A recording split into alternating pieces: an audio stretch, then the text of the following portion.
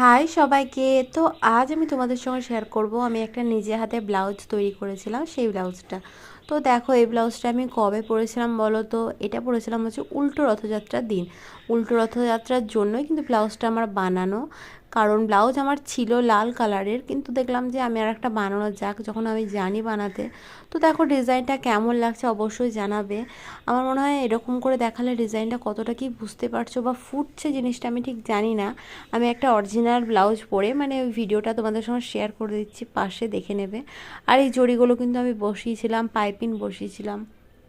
আর হাতের ডিজাইনটা সিম্পলের মধ্যে ঠিক এইরকমই রেখেছি। এটা হচ্ছে অরিজিনাল ভিডিও, দেখো ভালোই লাগছে দেখতে।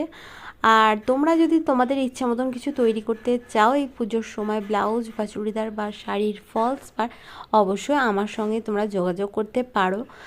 আর এই দেখো, এগুলো কিন্তু লাগিয়েছিলাম, দেখতে বেশ ভালো লাগছে। তো আজকের মতন এতটাই, দেখা হচ্ছে নেক্সট ভিডিওতে। Bye bye.